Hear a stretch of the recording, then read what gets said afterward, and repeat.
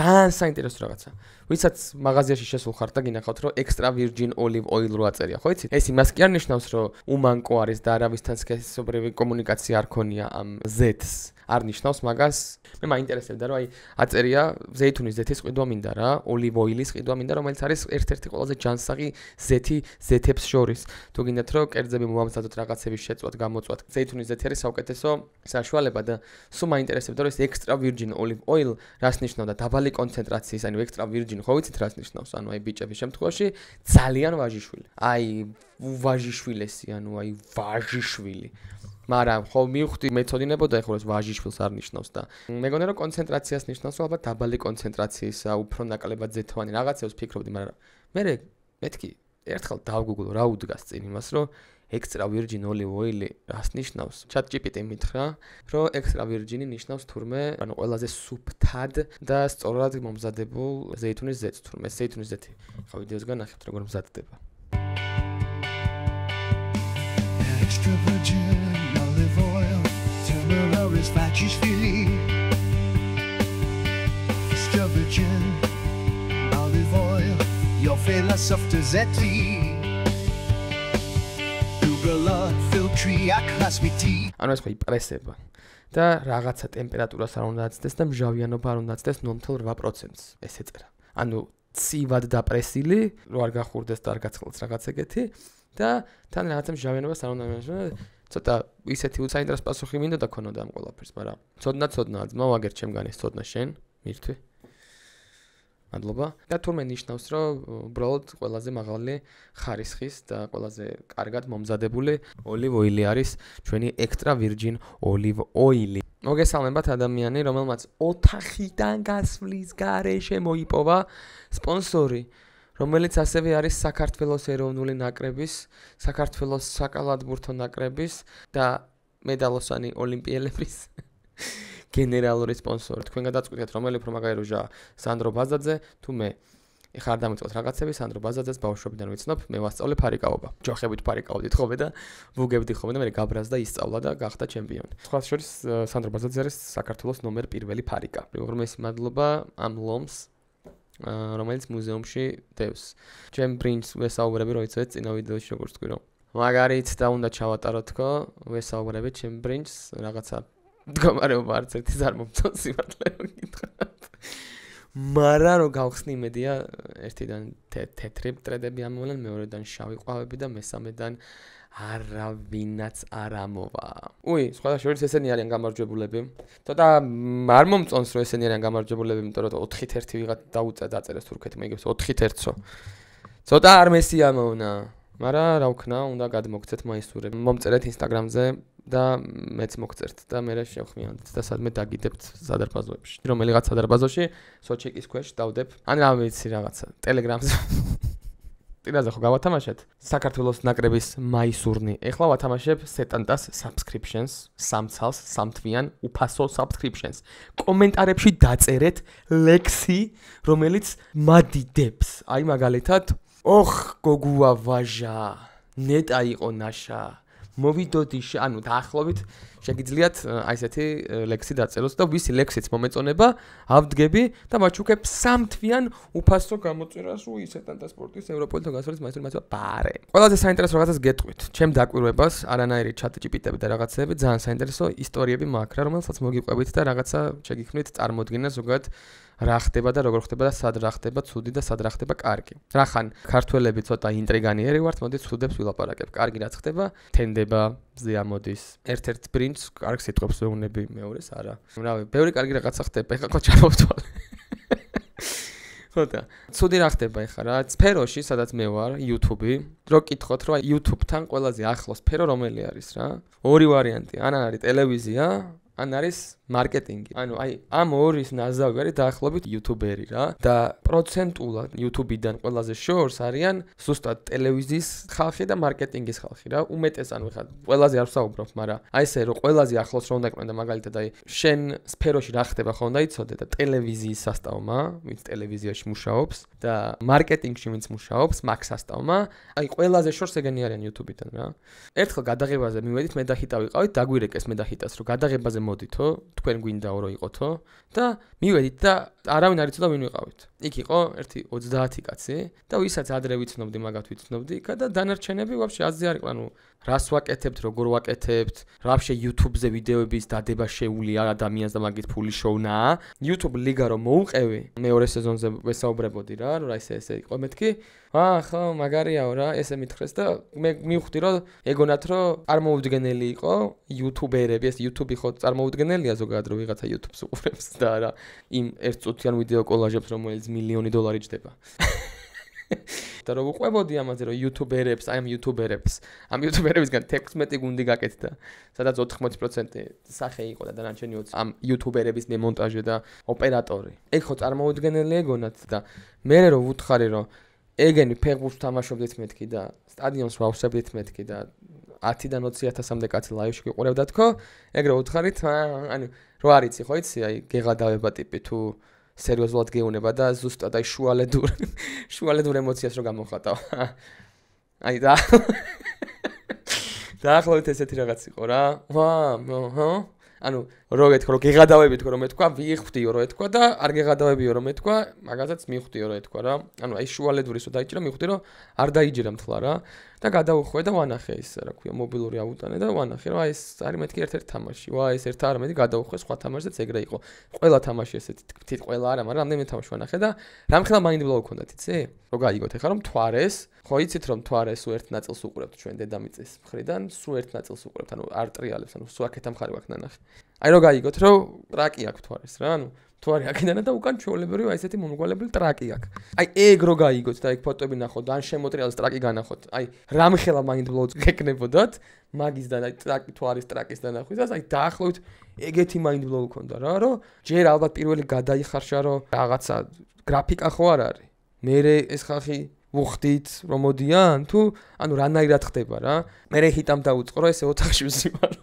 მაშინ არ მქონდა ესე YouTube-ი რა. ოთახში ვზივარო რა და ამას ვაკეთებო, ეს არის ჩემი სპონსორიო ისო და ანუ აი რა დაიმართა იცი რომ ვაფშე ვერ ამოხსნეს რატო ხდება ეგრე რა. ანუ ვერ წარმოიდგინეს რომ ანუ გაგიჟდნენ. ხო და მან დაუფიქრეთ რომ მეთქი რატო რაშია პრობლემა, ანუ მარკეტერი რო ხარ ხა როგორ მუშაობ რა. შენთან მოდის რაღაცა პროდუქტი და ეს პროდუქტი უნდა შეფუთო. ან გადაფუთო, ან გადმოფუთო, ან სახელი დაარქვა, ან სიმღერა დაუწერო. ისეთი რაღაც გაუკეთო, რომ გახადო უფრო საინტერესო, განსხვავებული და მოთხოვნადი რა. ეხლა ძე რომ მოდის შენთან, ყველა მოიცით რომ ძე ძროხის ძუდუდან ჩამოსული თეთრი სითხეა. აი ამას რო იტყვი, ვერ გაყიდი. მარკეტინგის საქმეც ეგაა, რომ რაღაც ისე შეფუთოს ეს რძე, რომ ის რაღაცა სხვა ბოთლში ჩაასხას, ყუთში იყოს, იქ გაზეთი მიაკრას, რომ გაზეთი უფრო ისეთია ძველი მეებს და აი ეგეთ რაღაცეებზე უნდა იფიქროს, რომ პროდუქტი მოთხოვნადი გახადოს არის ერთი და მეორე პოპულარული გახადოს რა. და იციან TikToker-ები, ყველა TikToker-ი იციან რა და სფერო გონიათ რომ არის TikTok-ი. ანუ ინფლუენსერ მარკეტინგი, რასაც ქვია, 80 არ ვიტყვი, იმიტომ რომ გავიდა დრო და ძალიან ბევრი ადამიანი YouTube-ზეა და დიდი მადლობა ამისთვის ყველა საერთოდ რომ გადახვედით, გასხივოსნდით და YouTube-ზე მოხვედით. უღრმესი მადლობა მე პირველ რიგში ჩემგან, იმიტომ რომ მე კმაყოფილი ვარ ყველაფრით და ჩემი მოძმე კოლეგებისგანაც მადლობა თქვენ, მაგრამ დარჩნენ უმეტესობა ისეთი მარკეტინგში დასაქმებული ადამიანების უმეტესობა, რომელიც YouTube-ი არ იცის რა და Instagram, TikTok-ზე არიან, მგონიათ რომ Instagram, TikTok-ი უფრო მუშაობს ვიდრე YouTube. იმიტომ რომ Instagram-ზე რა, Instagram story და TikTok ვიდეო. TikTok ვიდეოზე ალბათ იმიტომ გონიათ რომ TikTok-ს თვითონაც სკროლავენ და TikTok ისეთი რაღაცაა რა, ანუ აი უნივერსალურია რა, ეხა YouTube-ს უნდა დაუმუღამო, YouTube-ი ლუდივითაა, ჩვენ ლუდი ვართ რა და TikTok-ი არის კოქტეილი, პინაკოლადა, ტკბილი, აი ყველას შეუძლია დალიოს რა, ხო და ამ TikTok-ს სკროლავენ ალბათ ეგეცაა და თან ნახვებზე არის კიდე რა. TikTok-ი გიწერს ნახვებს აუ რამდენს, აი ერთი უნდა დავსერჩო რა. დღეში საშუალოდ 80 ვიდეოს უყურებს ადამიანი TikTok-ზე. ადამიანი რომელიც ესე კი არ სკროლავს, ანუ აი საშუალოდ რა ვიღაცა გიჟივით სკროლავს, ვიღაცა თითქმის არ სკროლავს. საშუალოდ 80 ვიდეოს უყურებს რა. 5 ვიდეო გაიხსენეთ, რომელსაც უყურეთ რა. TikTok-ზე. თითქმის შეუძლებელია გაიხსენო, იმიტომ რომ აი ანუ გათიშული გონებით სკროლავ TikTok-ს, აი გიჟივით რა, რომ აი ეს და რაღაცები ერთი ვიდეო მოგეწონება გაჩერდები უყურებ 10-ში ერთხელ თუ რაღაცა ვიდეო ისე დაგამახსოვდა გონებაში რა და ეგეც მალე გავა, იმიტომ რომ მაგის მერე 80 ვიდეოს უყურებ და დაიკავებს, ანუ ჩაიჩოჩებს ქვემოთ რა ის ვიდეოც. მთელი საქართველოს სკროლავს და 80 ვიდეოს დღეში უყურებ, TikTok-ი ნახვებს წერს გიჟივით რა. ეს ნახვები არის ციფრები. ციფრები არის როგორი რაღაცა, იცი რომ აი მარკეტინგი რო ხარ, შენი შედეგი საბოლოო ჯამში ციფრებში ითარგმნება რა. და ეს ციფრები, ეხლა მე ჩემ ვიდეოს რო 10000 ნახვა აქვს, არაფერს არ ნიშნავს მათი აზრით, იმიტომ რომ ვიღაცა TikToker-ის ვიდეოს აქვს 400000 ნახვა. და ეს ნახვებს გიწერს. და ეს ნახვებს რო გიწერს, უпроსთან ეს მარკეტერი ადის და აი ამდენი ნახვა დადო ჩემმა, შენ რო 3000 ლარი მომეცი, რომელიც ინფლუენსერისთვის უნდა გადამეხადა, აი გადაუხადე და ნახე 9 მილიონი ნახვა. ვაუ, 9 მილიონი ნახვა, შვენიერი, აყოჩა, აგერ შენ 6000, მე ეს 6000 ისე 3000 აქეთ-იქეთ მიცემს, მე აი 1 მილიონი ვა და ეგრე იმაშვება რა და ერთი მიზეზი ეგ არის YouTube-ზე ნაკლებობა სპონსორების რო რამე რა. მრავალფეროვნება, ნაკლებობა არ მიგრძნია, მაგრამ მრავალფეროვნება რა. ხო და ერთი მიზეზი ეგ არის, რომ რიცხვები ეწერება თვალსაჩინო არის. და მეორე მიზეზი ის არის, რომ ჩემი გადმოსახედიდან არ ვიცი. კაი, გასაგებია, შეიძლება TikTok-ზე წაიღო რეკლამა, მაგრამ რატომ არ იცი YouTube-ის შესახებ? როგორ ახერხებენ, რა დიეტაზე არიან ეგრე screen time-ის, რომ ანუ არ იციან. მაგრამ ვაფასებ ტიპებს, რომლებიც ნაბიჯს დგამენ და YouTube-ზე შემოდიან რა. ძალიან ვაფასებ, აი უღრმესი მადლობა ჩემ სპონსორებსაც და სხვის სპონსორებსაც, იმიტომ რომ ძალიან მნიშვნელოვანია რა YouTube-ზე სპონსორი ზოგადად. მე მინდა რომ პროსტა ბევრნი იყვნენ, მრავალფეროვანი იყოს. ერთ და იგივე სპონსორი კი არ იყოს 9 YouTube-არხზე, ანუ კონკურენცია იყოს. ყველა YouTuber-ს თავისი რაღაცა ჟანრის სპონსორი ყავდეს. იმიტომ რომ ეგ კონკურენცია ბევრად საინტერესოა რა, რო რამე რა. მე მეორე ვარიანტი მაქვს ის, რომ იმიტომ არ უყურებენ YouTube-ს, რომ შეიძლება აი წამოტრა და აგვიქვამენ ალბათ რომ აი ვიღაცა ტიპები ზიან და რაღაცა შედეგებს დებენ და ჩვენ აქ რაღაცა თავპირს ვიტყნავთ და ისე უნდა ამოვჭრათ კადრი შუიდან რომ არ დაეთყოს რომ ამოჭრილი და ჩვენ აქ რაღაცა შეიძლება ზემოდან სტიკმეინ ჩამოვიდეს და თავზე დავისვა ისე და მე რო უცებ ისეთი ჭრა გავაკეთო რომ საერთოდ გავქრე შეიძლება ხმა გამიწყდეს და მაგასაც პრობლემა არ იყოს და იქ ვაუ დაბრუნდები აი ესეთი რაღაც რომ მოხდეს ახლა აი ესეთი რაღაც რო ხდება ტელევიზიაში რო ხე ესეთი რაღაც მოხდეს ის ხო დაიხურა ეს ტელევიზია ხო და ალბათ ეგაა რომ ვინმე ვინ შენი კონკურენტია და შეიძლება რაღაცა იმას შვებოდეს რა ანუ საქმეს გართმევდეს და ეჭქვეშ აყენებდეს შენს ამ საჭიროებას რომ შენ უნდა იფიქრო ბევრი შენ უნდა დეტალურად აღიქვა ისქნა გადრე ხო მარტო ეგ არსებობდა მარტო გამართული გადაცემები არსებობდა მარტო ტელევიზიაშიც გადიოდა ცენზურ რაღაცა გაფილტრული მოდიოდა შენამდე და არავის არ ქონდა ნაღდი ტიპების ბაზარი, ნაღდი ადამიანების ლაპარაკი თავის ენაზე, არავინ არ გელაპარაკავდა ეკრანიდან და უცებ ვიღაც როჟები გაიჩნდნენ, ვინც საკუთარ როგორც შენ მეგობარს ელაპარაკებს შენ ენაზე, ეგრე ენაზე, მაგ ენაზე გესაუბრებენ, ხან ინფორმაციას გაწვდიან, ხან გაცინებენ, ხან გატირებენ, ხან გაუცებენ და უცებ მაგ როჟებს რო დაინახავ, გირჩევნია რა, ვიდრე აი ეს რაღაცა ბრტყელი, რაღაცა შუშის თვალებიანი ადამიანები, რომ რაღაცას გეუნებიან, რაც დავალებული აქვს, რომ გითხრან. თავდაცვითი რაღაც არის ალბათ რა, რაც ყველას გვაქვს შეიძლება რა ვიცი რა. რეალის მაგარ გოლები მეზარება რა. შეიძლება უყურო, მაგრამ აი დიდად სიამოვნება შეიძლება ვერ მივიღო. ბარსას წინააღმდეგ გატანილი გოლები რეალის ყველაზე მაგარი და აღნიშნები. აი მაგ ვიდეოს ყურება არ მინდა ვაფშე საერთოდ რა, რომ ზამომიგდოს და მითხან რომ ძალიან მაგარიაო, არ ვუყურებ. შეიძლება ეგრეც არის. შეიძლება ეგრე არ არის. შეიძლება ძალიან სხვაგან ვარს. მაგრამ რა გამოცდილებაც მაქვს, ეს გამოცდილება მაქვს. რა, ამიტომ დიდი მადლობა გადავიხადოთ ყველა კომპანიას, რომელმაც YouTube-ზე ფეხი შემოდგა და თუ თქვენთვის გავდივარ ერთ-ერთ საყვარელ YouTuber-ებში, ძალიან დიდი დამსახურება აი ამ კომპანიების, რომ კარგად დავარ, at least ცუდად არ ვარ რამე რა.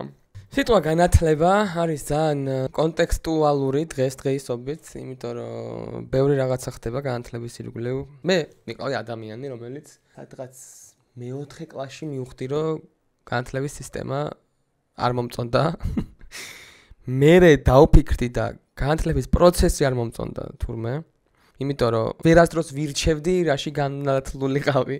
ყოველთვის მირჩევდნენ. ანუ მე დედაჩემზე, მამაჩემზე არ მაქვს საუბარი, მე მაქვს საუბარი. კლასიდან კლასში გადადიოდი, მე იქ არ ვირჩევდი. თოფურიას მათემატიკით ვესწავლად. რასაც მაძლევდნენ, იმას სწავლობდი და აი ეგ პროცესი თურმე რომ დავფიქრდი, აი რა არ მომწონს, აი რატო არ მომწონს, აი რატო არ მოყვარს კითხვა, რატო არ მოყვარს მეცადინეობა, აი რა მჭირს, აი რა პრობლემა მაქვს, მეშინია. უნდა წავიკითხო, თორე დიდი ბიჭი ვერ გამოვალ, ეგეთი ფიქრები მქონდა და თან ვერც ვკითხულობდი, მე ვაბრალებდი იმას, რომ ალბათ ეს, რასაც ვკითხულობ, არ მაინტერესებს და დედამიწის ზურგზე იქნება ის ერთი რაღაცაც და მაინტერესებს. მაგრამ ყოველთვის მიყვარდა მათემატიკა, იმიტომ რომ მათემატიკა იყო ცოტა მათემატიკაში იყო შენი სკილებს ტესტავდი მათემატიკაში. რა, ანუ მათემატიკით მარიაჟობა შეგეძლო, მათემატიკით შეგეძლო, რომ აი გეფლექსავა, რა უცებ გახედე და აი სად შეიძლება იფლექსაო. აი როგორ შეიძლება იფლექსაო ისტორიაში. ვინ იყო საქართველოს გაერთიანებული საქართველოს პირველი მეფე ბაგრატ მესამე. არ ვარგა რა, ანუ კი მაგარია ბაგრატ მესამე რო იცი, მაგრამ 945-ის 8% რამდენია? ფლექსაობა შეგეძლო რა. ამ მოხსნა, წარმოიდგინე რაღაცა ფორმულა წერია, რაღაცა ძალიან რთული. რომელსაც ვერ ამოხდება და შენ უნდა დაინახო რაღაცა რა, უნდა გამოიძიო რა. უნდა გამოიძიო, იპოვო სად არის პასუხი, ის პასუხი ამოიღო და ეგრევე არის რა, როგორც კი იპოვი. სად არის პასუხი, ეგრევე ხვდები პასუხს რა. და ეგ მაგრად მევასებოდა, სულ მაგრად მევასებოდა, ანუ მათემატიკა და უნარები არის საუკეთესო, რა ვიცი ძმაო. უნარები. თქვენ ადამიანებო, ვინც ეხლა ამთავრებთ სკოლას და ვერ მოესწარით უნარებს, ძალიან მწუხვარ. მოიძიეთ წიგნი, ძველი უნარების წიგნი, მოიძიეთ ძველი გამოცდები უნარების, ჩაუჯექით და ძალიან მაგარია, მაგრა ასწორებს რა. უნარები რომ ამოიღეს, მაგაზე შოკი მქონდა რა, ხო იცი, ეროვნული გამოცდები უნარები ამოიღეს, მეთქი რა დატოვეთ აბა, ანუ რა დატიეთ, უნარები თუ ამოიღეთ, მეთქი. არავინ არ მომისმინა. მარტო ვიყავი ყვიროდი რა დატიეთ მეთქი, მაგრამ რა მნიშვნელობა აქვს? არავინ არ მომისმინა. გამოცდაზე რომ დავჯექი, ეროვნული გამოცდა რო იყო და გამოცდაზე რომ დავჯექი, უნარების გამოცდაზე გავერთე ძმაო. დაჟე ანუ ხომ მქონდა ორი ვერბალური ნაწილი, რომელიც მეზარე ძალიან დიდი ტექსტები იყო და გამოიტანე აზრი ძმა და რაღაცები არა. აი მათემატიკურ ნაწილში შემეძლო 4 ვარიანტი, 4 ვარიანტს დავწერდი, короче. დიდი სიამოვნებით, საერთოდ არ მეკნებოდა, აი წყურვილის შეგდა, ანუ იმენაგ დავწერდი. უდიდესი სიამოვნება. წარმოიდგინეთ, გამოცდა არსებობდა, რომელთაც სიამოვნების მიღება შეგეძლოთ. და ეგ გამოიღეს. ხო და რაღა მაგის პასუხია და სხვათა შორის, ჩემი სპონსორი საქართველოს ბანკი, მარტო სპორტის მხარდამჭერი კი არის, ასევე არის განათლების მხარდამჭერი, იმიტომ რომ საქართველოში აუცილებელი არის კარგი სპორტსმენების და ჭკვიანი ხალხის არსებობა. ისედაც 3 მილიონი ვარ და აუცილებელია კარგი სპორტსმენები გყავდეს და განათლებული და ინტელექტუალი და ჭკვიანი ხალხი. და ამ ორივეს უჭერს მხარს. სპორტზე კი იცით, მაგრამ განათლებას გეტყვით, რომ 30 ნოემბრამდე შეგიძლიათ დარეგისტრირდეთ საქართველოს ბანკის განათლების პროგრამაზე და წარმოიდგინეთ, რომ გადიხართ კლასების შეჯიბრზე, რომელიც ორგანიზებული არის სრულიად დამოუკიდებელი და სრულიად კომპეტენტური და სრულიად მიუკერძოებელი ხალხის მიერ და თქვენ რო გადიხართ თუ მოიგებთ, მართლა იგებთ იქ ვიღაცა პასუხებიც და კითხვებიც და ადრე ჩემ დროს ოლიმპიადებზე იყო ეგრე რომ ისი მისისა და უეჭველი პასუხები იცოდა რაღაც. მეც რო ვერ ვიგებდი, ხომ მე ვერასდროს ვერ ვიგებდი ოლიმპიადას, იმიტომ რომ თავიდან კარგად ვწერდი, მე უკვე ექსტრემში გადიოდა რაღაცა ის ალფა ომეგა და რაღაც ალფას პლუს ომეგა უდრის იმას რა ქვია გამას და რას უდრის ზვიგენის კბილების რაოდენობა. აი ეგეთ კითხვებს რო გადიოდა უკვე მან ნერვები მეშლებოდა, მეზარებოდა. თქვენ კლასელებთან ერთად გადიხართ ჩემპიონატზე. ფლექსაობთ, როგორც მე ფლექსაობდი მათემატიკით, რაღაცით სოდნით, 10,000 ლარ მაყუც იგებთ. ჩემ დროს მე რო სკოლის მოსწავლე ვიყავი. ვიღაცას რო ეთქვა, რომ რამეში ხა თქვენ, შენ, ცოფა, გიგი, უთალა გახვალთო და კაროჩ ბერე სასტავი გახვალთო და 10,000 ლარს მოიგებთო, შანსი არ იყო არ მოგვეგო. რაც არ უნდა ყოფილიყო, ჩავსხდებოდით, ვიმეცადინებდით, თავს დავაკლავდით. გავიდოდი და 10,000 ლარს მოვიგებდით. ეგეთი შანსი რომ მოეცა, მაგრამ სამწუხაროდ 2010 წელს არ დავაბადებულ, არ დავაბადე 1999 წელს, ამიტომ მსგავსი შესაძლებლობა მე არ მქონია, მაგრამ თქვენ ხო დაიბადეთ 2010-11-12 წლებში. ხო და შანსია რომ გახვიდეთ, იმეცადინოთ და თუ ჩემი გამომწერი მოიგებს 10,000 ლარს, საქართველოს ბანკი 10,000 ზემოდან დაუმატებს. მაპატიე, ვიცი რომ ესე არ მოხდება. მაგრამ რაღაცა თუ ჩემი გამომწერი მოიგებს ძალიან გამიხარდება და მილიონს რო ვიშოვი 20,000 მე მოგცემ ზემოდან ძმაო. ხო, მეტი რა ვქნა ეხა. მილიონი შორას მართლა უეჭველი ვაპირებ, ანუ აი წყალი რო არ გოუვა ისე, პროსტად აი დროის ხაზი ხო არის, დროის ხაზი რა და სადღაც ეგ მილიონები ნაშოვნი მაქვს. უბრალოდ ამ მომენტში შენ და მე დროის ხაზის სხვა ნაწილში მივყოფები, თორე ისე ეგ დრო მოვა რა და ისკენ გამომიწერეთ, არ დაგავიწყდეთ, დარეგისტრირდით, ვისაც ინტერესი გაქვთ, ვისაც რაღაცა შესაძლებლობებს ეძებთ და ვისაც გინდათ რომ საკუთარი ცოდნით მონეტიზაცია თავიდანვე ამ წამსადანვე დაიწყოთ და არა იმის მერე რომ მაგისტრატურას რომ მორჩებით 8 წელიწადში ეს არის თქვენი შანსი. ხო, ცოტა გამიგრძელო, პარკი პირიცა გამიშრა. ეხლა ვცადო ყავისფერი ფრაპუჩინო მეგობრებო.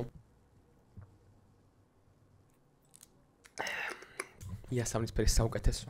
იასამნისფერი მე ჩემი სპონსორი არის. იასამნისფერი Starbucks-ის ფრაპუჩინო. დანარჩენები არიან კარგი ყავები, მაგრამ იასამნისფერი Starbucks-ის ფრაპუჩინო არის ჩემი სპონსორი. არა, ორი მევასწრებთ ძალიან. დილას სამაგი ესპრესო, რა გადაანეგრა იმასავითა, იჩხერ არის მე ვარ შპრიცებში.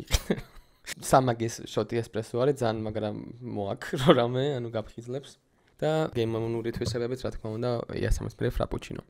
აუ ძალიან კაი ინფორმაცია კიდე. ძალიან კაი, ანუ საზარელი, მაგრამ საინტერესო რა.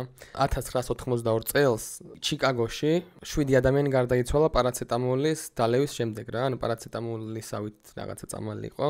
აი როგორც არის იბუპროფენის იმაში რომ ბევრი წამალი გადის და ეგრე არის პარაცეტამოლისნაირი წამალი იყო სხვა დასახელების. გარდაიცვალა 7 ადამიანი და ექსპერტიზამ მოიღო რომ ყველას ვინც გარდაიცვალა, ყველას ჰქონდა მიღებული ციანიდის სასიკვდილო დოზა რა. და ამ ჯონსონ & ჯონსონს მოუწია ყველა გაყიდვიდან საერთოდ ყველა ექსელიდან ამოღება ამ ტაბლეტების რომ აღარ ყოფილიყო რაღაც $100 მილიონ ზარალი ნახა 1982 წელს წარმოიდგინე ანუ $100 მილიონ ბევრია ძალიან. მერე დეტექტიურმა გამოძიებამ ძალიან უცნაური იყო რომ ეს ჩიკაგოში ამაში არა აქ რა ეგრე წარმოუდება სადღაც ამზადებენ ამ წამლებს და მერე გადის და საინტერესო იყო რომ მარტო ჩიკაგოში გარდაიცვალა ეს 7 ადამიანი დალში არსად არ მომხდარა რა და მერე მაგის გამო მიხვდნენ რომ რაღაცა დიდი ალბათობით სერიული მკვლელთან ჰქონდათ საქმე, იმიტომ რომ სერიულმა მკვლელმა ტაბლეტები ან რაღაცა შეიძლება შეურია, აფთიაქებს შევიდა, გაახსნა შეურია, გავიდა და ეს кейსი ისე კი არა, როგორც ამ ჯონსონ & ჯონსონის რაღაცა კრახი უფრო არის სერიული მკვლელის საქმე, რომელიც ვერსად ვერ იპოვეს და ვერც ალბათ ვერც იპოვიან. და მაგიტო არის ზუსტად რომ ეგეთ ტაბლეტებსა, რომელიც აი ესეთ იმაში პატარა ბოთლებში ვით რო იყიდება, მაგას ზემოდან აქვს გადაწეპებული რაღაცა რო გახსნი, всё იცოდე რომ გამოყენებული გახსნილია რა და ვიღაცამ რაღაცები არ შეურიოს და არ გაშპრიცოს. კიდე იყო ხოლმე რუსეთში იყო ეგეთი შემთხვევა რომ ვიღაცა ტიპმა პრეზერვატივები დახვრიტა. ანუ მიდიოდა შედიოდა და პრეზერვატივს აციდო ესე ნემსით ხრეტდა რომ პრეზერვატივები გახვრეტილი ყოფილიყო რა. არ ვიცი რის იმიღწევა უნდა და ყველი იყო ჩვეულებრივი. იმიტომ რომ ძალიან ბევრი ადამიანი შეიძლება გაუბედურდეს მაგითი რომ რაღაცა გონია რომ თავს იცავდა ვერ იცავ თურმე საშინელება არის რა. ხო და ეგ დაიჭრეს ეგ ტიპი ოღონდ ვინც ხრეტდა და ვიდეო გადაიღო თუ რაღაცა და მაგიტო და მესამე არის ყველაზე საშინელება ვინც აკეთებდა ტიპს ჰქონდა აივ ინფექცია რა შიც რასაც ვეძახით და ამ შიციან რაღაცებს საპირფარეშოებში შედიოდა და უსვამდა ტუალეტის ქაღალდებს რა რომ შიცი გადაედოთ. კიდე იყო შემთხვევა გამოყენებულ ნემსებს ხურდის ასაღებთან დებდნენ ხოლმე რომ თითი გაგჭროდა და ანუ ეგეთი ადამიანები დედამიწაზე არსებობენ წარმოიდგინეთ რომ დაავადება აქვთ რაღაც ისეთი რომელიც ვერ იკურნება და რასაც ხედავენ გზას, აი შვებას რაც ხედავენ არის ეგ რომ გადასდონ სხვასაც. ძალიან უცნაური არის. ძალიან საინტერესო სტატისტიკა არის კიდე რომ კვლევა ჩატარდა და ადამიანები რომლებიც კვლელებს გვანან 50% შემთხვევაში უფრო მიზუსტიან ვიდრე ადამიანებს ვინც კვლელებს არ გვანან. აი კილერების ის როი ხო იცით დაპატიმრებული ამერიკაში რაც ერთი კბილი და აწეწილი თმა და აი ეგეთ როჟებს უფრო ბევრს უსჯიან ვიდრე ზუსტად იგივე დანაშაულებს ჩამდნენ დავარცხნ როჟას რა. შეიძლება მეც ბევრი მესაჯა იმიტომ რომ ძალიან მოქმედებს ეს ტიპი ახლა. წარმოუდგენა არ მაქვს შეიძლება სურათიდან გამოყოს დამარტყას და ანუ არ ვარ დარწმუნებული და ცოტა მეშინია. რომ მაგარი სტატისტიკა. ოი ხო ლამანტინები და ალიგატორები რო ერთად ცხოვრობენ. ალიგატორი ხო იცი რამხელა და ყველაზე საშინელი არსებაა დედამიწის ზურგზე ჩემი აზრით რა. ანუ აი ყველაზე ცუდი როჟა არის ვაფშე რა. ანუ არანაირი მორალი არ გააჩნია. და ლამანტინი არის ცხოველი რომელიც ალიგატორთან ერთად ცხოვრობენ. ანუ ერთად ცხოვრობენ რა. აი რავი ძალიან იშვიათ 100-ში ერთხელ თუ ალიგატორი თუ გაიწია ლამანტინზე საკვების მისაღებად რა. სხვა შემთხვევებში ერთად ცხოვრობენ ის ცეკვან დახტიან თავზე დადიან ხოლმე ეს ლამანტინები ალიგატორებს და ესენი აი სად როგორ დალაგდა არ ვიცი რა. შეიძლება ძალიან ადრე რამდენიმე მილიონი წლის წინ ძმები იყვნენ ეგენი. და გაიყვნენ რა. მოდიო მე აქეთ გავალო, მარჯვნივ წავალო რაღაცებსო, აქეთ ვიპოიო საკვებსო, შენ იქით წადიო. და ერთი წავიდა დასავლეთისკენ, მეორე წავიდა აღმოსავლეთისკენ. და რო წავიდნენ საჭმელად ვერ იპოვეს და დაკარგეს ერთმანეთს და ის გავიდა იქით განვითარდა, ეს წამოვიდა აქეთ ჯუნგლებში. ალიგატორად განვითარდა და ბოლოს სადღაც ერთხელ შეხვდნენ. ოღონდ მაგისი შვილთა კიდე 10,000 შვილთა შვილები და ისე იციან რომ ტრები არ არიან, ძმები არიან, მაგრამ სხვადასხვანაირად გამოიყურებენ, იმიტომ რომ სხვადასხვა იმაში განვითარდნენ ალბათ. არ ვიცი, შეიძლება ესეთი ისტორია მართალია. ბასტარდას ევოლუცია ქვია ამას. Bastardius evolution ესე ქვია, თუ გინდათ დაგუგლეთ შესანიშნავი თეორია, რომელიც მე დავწერე. მოკლედ ამის თქმა მინდოდა, ამაზე ლაპარაკი მინდოდა. ბოდიში თუ ისეთი ვიდეო არ იყო, როგორიც გინდათ რომ ყოფილიყო, მაგრამ წამოვწეკე და დავფიქრდი, რომ მეთქი ბიჭო, აი რა უნდა ხალხს ჩემგან რა. რაღაცა ფაქტები, ოკეი, ChatGPT-ს კითხავს ან Google-ს კითხავს და შეიძლება იცოდეს. რა ინტერესებს და მეგობრობა უნდა ჩემთან. ესეთი შთაბეჭდილება დამრჩა. ხო და ვიმეგობროთ, ესე ვიჯდები ხოლმე. სულ ესე არ ვიჯდები, რა თქმა უნდა, რაღაცა სხვებსაც გავაკეთებ, მაგრამ და გებაასებით რა. ბევრი მესხა, პატარა ვიდეოები დავდე, ეს იქნება დიდი. არ დაგავიწყდეთ სეტანტას პრომოკოდი 30%-იანი ბასტო დიდი ასოებით. ჩემო გამომწერებო, თუ ჰიტასი გაქვთ ნაყედი ან რაბანასი, ან არ ვიცი ვისიც არ უნდა იყოს, გავუქმეთ ეგ გამოწერება და ჩემი იყიდეთ. ჰიტა ხო ეგრე ჯობია? კი, ბასტო, ეგრე ჯობია. რაბან შენ? კი, აი, ორივემ დამიდასტურა რომ ეგრე უნდა იყოს რა. მადლობა ჰიტა, მადლობა რაბან. არ დაგავიწყდეთ ლექსის დაწერა, 3 თვიანი უფასო subscription-ი, ლექს უნდა დაწეროთ ჩემზე, ხოტმა უნდა მასხათ და ისი ყველაზე მომეწონება, იმას რა თქმა უნდა გადავცემ მე ამ სეტანტას ოფიციალურ ვაუჩერის კოდებს. მადლობა თქვენ და წავედი ახლა.